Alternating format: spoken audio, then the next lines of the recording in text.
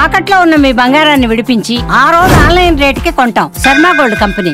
శ్రీమాత్రే నమః. శ్రీ గురుభ్యో నమః. జ్ఞానినాంనపి చేతాంసి దేవీ భగవతీ హిసా బలాయ కృష్ణమోహాయ మహామాయా ప్రయశ్చతి. గురుబ్రహ్మ గురుర్విష్ణు గురుదేవో మహేశ్వరః గురుర్సాక్షాత్ పరబ్రహ్మ తస్మై శ్రీ గురవే నమః. ఈ సంవత్సరము విశ్వవసునామ సంవత్సరము. ఈ సంవత్సరంలో గోచార ఫలితాలు ఎలా ఉన్నాయి, రాబోయేటటువంటి ఈ విశ్వవసునామ సంవత్సరంలో ప్రతి ఒక్కరి యొక్క గోచార ఫలితాలు, వాళ్ళ యొక్క రాసుల యొక్క వివరాలు ఏ రకంగా ఉంటున్నాయి, లాభ నష్టాలేంటి, సుఖదుఖాలేంటి, అదృష్ట యోగాలేంటి, మీ జాతకంలో గోచార ఫలితాలు అనేటటువంటి ప్రభావాలు ఏ రకంగా మీ మీద ఇంపాక్ట్ చూపిస్తున్నాయి అనేటటువంటి అన్ని విషయాలు ఈ రోజున మనం తెలుసుకుందాము. ఎందుకంటే ప్రతి సంవత్సరము ఉగాది రోజున మనకేంటి అంటే గురువు యొక్క గ్రహము, శని గ్రహము యొక్క ప్రభావము, తీవ్రమైనటువంటి ప్రభావం మనిషి మీద పడేటటువంటి లక్షణాలు ఎక్కువగా ఉంటూ ఉంటాయి. కనుక ఈ సంవత్సరము గురువు మరియు శని రెండు గ్రహాల యొక్క మార్పు జరుగుతూ ఉంటుంది. కనుక ఈ సంవత్సరము 13వ తారీఖు 5వ నెల 2025వ తారీఖు రోజున గురువు మిథునంలోకి, అలాగే ఈ యొక్క 29వ తారీఖు రోజున శని మీనంలోకి అడుగుపెట్టేటటువంటి సమయం.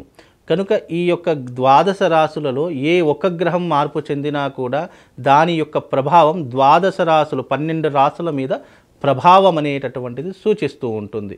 కనుక ఈ సంవత్సరం గోచార ఫలితాలు ఎలా ఉన్నాయి, ఈ సంవత్సరం అంతా కూడా మీకు దేని మీద లాభదాయకంగా ఉంటుంది, వృత్తి వ్యాపార రంగాలలో ఎలాగా ఉంటుంది, అలాగే సినిమా రంగం వాళ్లకు, రాజకీయ రంగం వాళ్లకు ఏ రకంగా ఉంటుందో ఒక్కసారి మనం గోచార ఫలితాలలో తెలుసుకుందాము. అయితే ప్రతి ఒక్కరూ కూడా రెండు విషయాలు చాలా మట్టుకు ఆలోచన చేసుకోవాలి.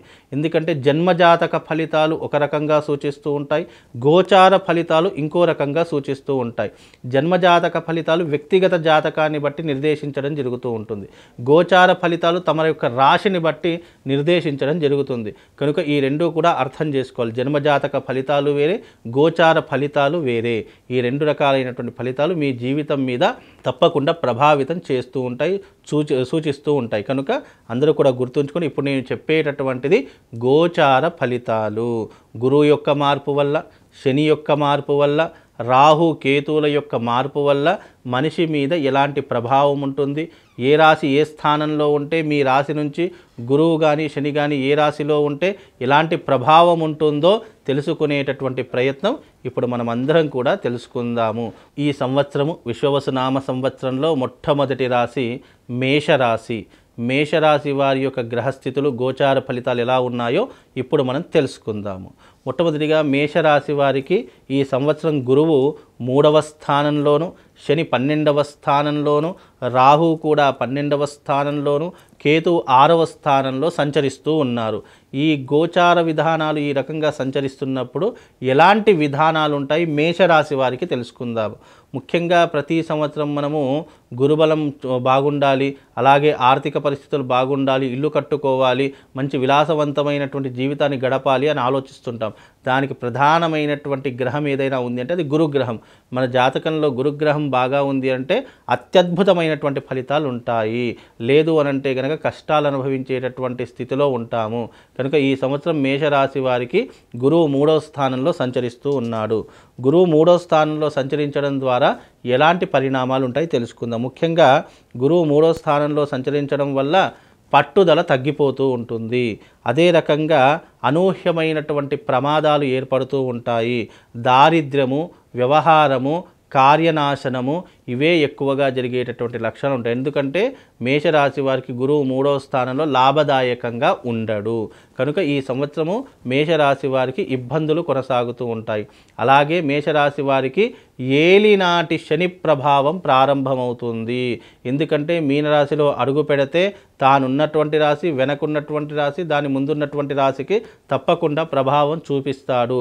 కనుక ఇప్పుడు మేషరాశి వారికి 7.5 సంవత్సరాల పాటు ఏలినాటి శని ప్రభావం ప్రారంభమవుతుంది కాబట్టి జీవితం గడవడమే చాలా గడ్డు కాలంగా గడుస్తుంది. చెయ్యనటువంటి నేరాలు, చెయ్యనటువంటి తప్పులకు, ఎవరో చేసినటువంటి తప్పులకు మనం శిక్షణ అనుభవించేలా జరుగుతుంది మన జీవితం అంతా కూడా. అందులోనూ 12వ స్థానంలో శని సంచారం వల్ల వ్యయ స్థానంలో శని సంచారం చేస్తున్నాడు అంటే ఖర్చులు అధికమవుతాయి, డబ్బు సంపాదన తగ్గిపోతూ ఉంటుంది. మనము ఒక్కొక్కసారి దిగజారి కూడా పని చేయవలసినటువంటి కర్మ దౌర్భాగ్యం మనకు ఏర్పడుతూ ఉంటుంది. అలాగే సంపాదించేదంతా కూడా పరుల పాలైపోతూ ఉంటుంది. జీవితం అంతా కష్టాలమయంగా మారిపోతూ ఉంటుంది. భార్య బిడ్డలతో కానీ, కుటుంబ వ్యవహారాదులతో కానీ చిక్కులు, చికాకులు, ఇబ్బందులు, గొడవలు ఇవే ఏర్పడేటటువంటి లక్షణాలు ఉంటాయి. అందులోనూ 12వ స్థానంలో కూడా రాహు ఉన్నాడు కాబట్టి పరస్త్రీ వ్యామోహం పెరిగిపోతూ ఉంటుంది. డబ్బు మీద విపరీతమైనటువంటి కోరిక పెరిగిపోతుంది.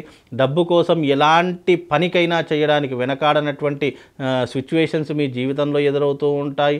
అలాగే మీ జీవితంలో ఇప్పుడు ఏలినాటి శని ప్రభావం కూడా ప్రారంభమవుతుంది కాబట్టి కోర్టు కేసులు, పోలీస్ స్టేషన్ వ్యవహారాదులు, అలాగే విడాకులు తీసుకోవడము, ఆస్తి గొడవలలో చిక్కుకోవడము, అనూహ్యమైనటువంటి ప్రమాదాలు ఏర్పడము, రోడ్డు ప్రమాదాలు, యాక్సిడెంట్లు, లేదు అనంటే గనక విపరీతమైనటువంటి జ్వర సంబంధ విషయాలు, లేదా స్కిన్ ఎలర్జీలు, లేదు శ్వాసకోశ సంబంధితమైనటువంటి విధానాలు, హార్ట్ ప్రాబ్లమ్స్ వచ్చేటటువంటి విధానాలు ఇవే ఎక్కువగా ఉంటూ ఉంటాయి.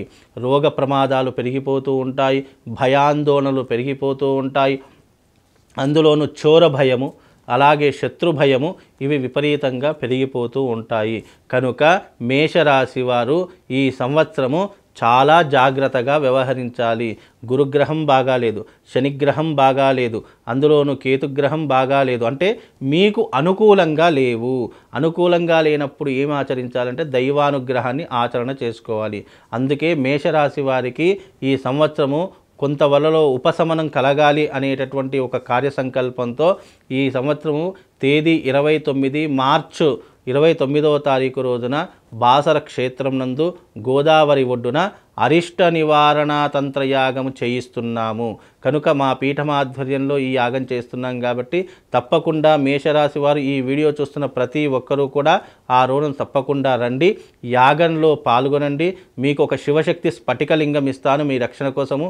ఆ శివశక్తి స్ఫటికలింగాన్ని మీరు మీ ఇంట్లో పెట్టుకునే ప్రయత్నం చేయండి.